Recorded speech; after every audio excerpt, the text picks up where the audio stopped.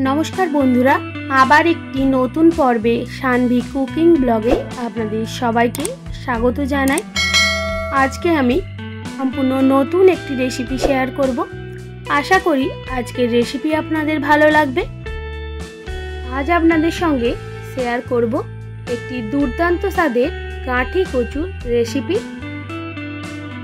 তো বন্ধুরা, আজকের রেসিপি শুরু করা যাক। এখানে আমি 8 থেকে 10টা গাঁঠি কচু নিয়েছি, প্রায় 250 থেকে 300 গ্রাম মতো। এবার প্রথমে কচুর এইভাবে খোসা ছিলে পরিষ্কার করে নিতে হবে। এইভাবে আমি সব কচুর খোসা ছাড়িয়ে নেব। সব কচুর খোসা ছাড়ানো হয়ে গেছে, ভালোভাবে ধুয়ে নিয়েছি। কচুর মধ্যে কিন্তু অনেক ধুলোবালি থাকে, তাই কচু ভালোভাবে ছাড়িয়ে ধুয়ে নেবেন। তারপর এইভাবে বড় টুকরো করে কেটে নিতে হবে। যে আলুগুলো একটু ছোট সাইজ সেগুলো গোটাই রেখেছি, আর বাকি আলুগুলো এইভাবে দু টুকরো করে কেটে নিয়েছি। কচুর সাইজগুলো ঠিক এইরকম রেখেছি, যেমন আমরা ছোট আলুর দম বানাই, ঠিক এইরকম সাইজ রাখতে হবে। এরপর আমরা একটা ম্যারিনেশন করে নেব। তাই জন্য প্রথমেই দিয়ে দিলাম স্বাদ মতো নুন, আর দিয়ে দেব সামান্য পরিমাণে হলুদের গুঁড়ো, আর দিয়ে দেব ছোট চামচের 1 চামচ লঙ্কার গুঁড়ো, প্রায় হাফ চামচ মতো, আর দিয়ে দেব লেবুর রস।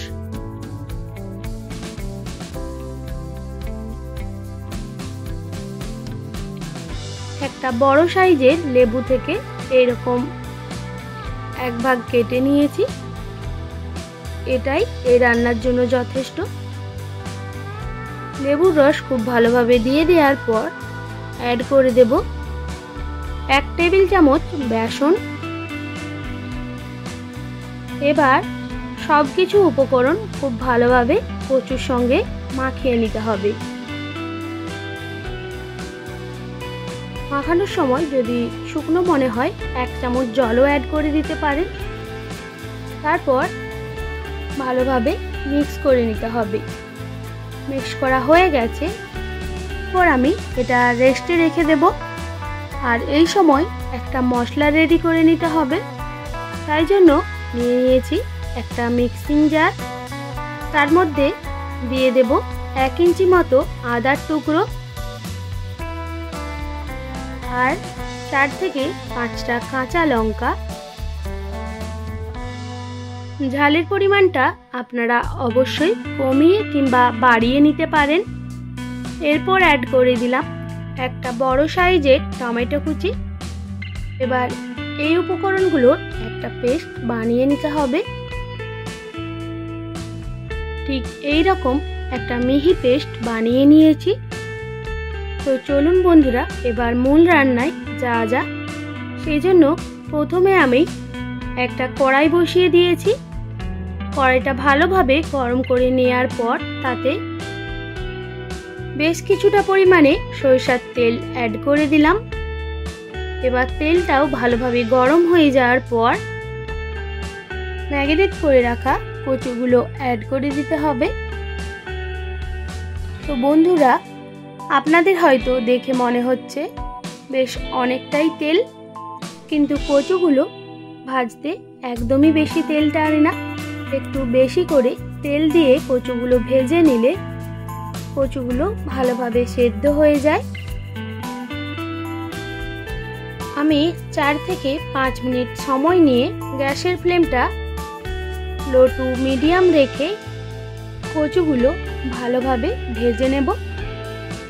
এইভাবে কচু ভেজে নিলে এখানেই কচুগুলো 80 থেকে 90% মতো সেদ্ধ হয়ে যায়। কচুগুলো ভাজা হয়ে গেছে, এবার একটা পাত্রে তুলে নিলাম।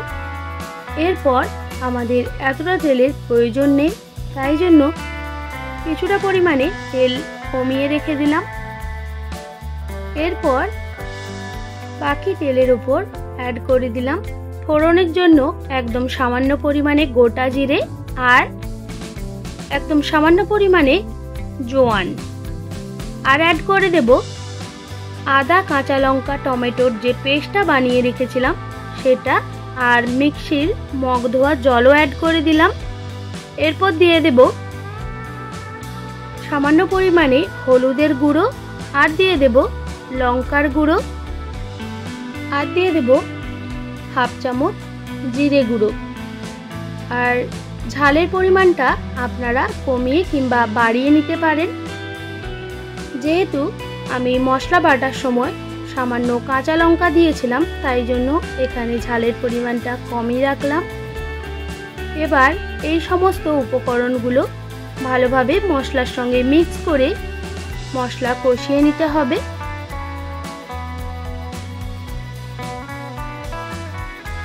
দু মিনিট মতো মশলা কষিয়ে নেওয়ার পর দিয়ে দিলাম স্বাদ মতো নুন।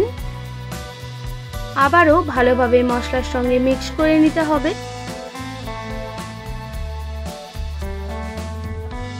এইভাবে 2 থেকে 3 মিনিট মতো মশলা কষিয়ে নিলেই দেখবেন মশলার সাইড থেকে তেল কেটে বেরিয়ে এসেছে। তো আমাদের মশলা কষানো সম্পূর্ণভাবে রেডি। এবার অ্যাড করে দিলাম ভেজে রাখা কচু দিয়েও খুব ভালোভাবে মশলার সঙ্গে মিক্স করে নিতে হবে। এরপর অ্যাড করে দেব পরিমাণ মতো জল।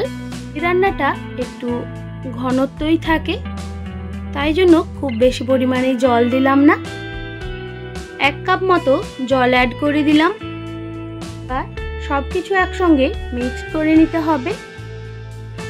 জল অ্যাড করার পর গ্রেভিটা ভালোভাবে ফুটতে শুরু হয়েছে। এরপর অ্যাড করে দেব স্বাদ মতো চিনি, আর দিয়ে দেব কিছুটা পরিমাণে কাসুরি মেথি। এটা অবশ্যই অ্যাড করার চেষ্টা করবেন। তবে আপনাদের কাছে যদি কাসুরি মেথি অ্যাভেলেবেল না থাকে, সেক্ষেত্রে ধনেপাতা কুচিও অ্যাড করতে পারেন। কাসুরি মেথি দেওয়ার পর এই কচুর যে দম বানাবেন সেটার টেস্ট একদমই চেঞ্জ হয়ে যায়। এবার সব কিছু একসঙ্গে মিক্স করে ঢেকে রেখে দেব 2 থেকে 3 মিনিট মতো। আর অবশ্যই গ্যাসের ফ্লেমটা এই সময় একদম লো করে দেবেন। এটা ঢেকে রাখা শুধুমাত্র কচুগুলো যাতে ভালোভাবে সেদ্ধ হয়ে যায়। 2 মিনিট পর ফিরে আসলাম। আবারও ভালোভাবে মিক্স করে নিতে হবে। এরপর আবারও ঢেকে রেখে দেব 2 মিনিটের জন্য। এরপর ঢাকনা সরিয়ে দেখে নেব কচুগুলো ভালোভাবে সেদ্ধ হয়েছে কিনা। সবকিছু ভালোভাবে মিক্স করে নেয়ার পর একটা কচু কেটে দেখে নেব সেদ্ধ হয়েছে কিনা। এখনো একটু সেদ্ধ হতে বাকি রয়েছে। আবারও ঢেকে রেখে দেব 2 মিনিটের মতো। ফিরে আসলাম 2 মিনিট পর। দেখুন বন্ধুরা, যে জলটা দিয়েছিলাম সেটা কিন্তু অনেকটাই শুকিয়ে গেছে। গ্রেভিটা অনেকটাই গাঢ় হয়ে গেছে, আর কচুগুলো ভালোভাবে সেদ্ধ হয়ে গেছে। আমি আবারও একটা কচু এইভাবে খুন্তি দিয়ে কেটে দেখিয়ে দিলাম। এবার সব কিছু একসঙ্গে মিক্স করে নেওয়ার পর গ্যাসের ফ্লেমটা বন্ধ করে দেব। আমাদের গাঁঠি কচুর দম একদম রেডি। এবার আপনারা এটা ভাত, রুটি, পরোটা, লুচি সব কিছুর সঙ্গেই সার্ভ করতে পারেন। এটা দেখতে যেমন সুন্দর হয়, খেতেও কিন্তু দুর্দান্ত হয়। আশা করি আজকের রেসিপি আপনাদের ভালো লেগেছে। যদি ভালো লেগে থাকে একটি লাইক আর বন্ধুদের সঙ্গে শেয়ার করে দেবেন। আর এই রকমই নিত্য নতুন রান্নার আপডেট পেতে সানভি কুকিং ব্লগ চ্যানেলটিকে সাবস্ক্রাইব করে পাশে থাকার অনুরোধ রইল। আপনারা ভালো থাকবেন, সুস্থ থাকবেন। আপনাদের মূল্যবান সময় এতক্ষণ আমাকে দেওয়ার জন্য সবাইকে অনেক ধন্যবাদ। দেখা হচ্ছে আবার নতুন কোনো রেসিপির সঙ্গে।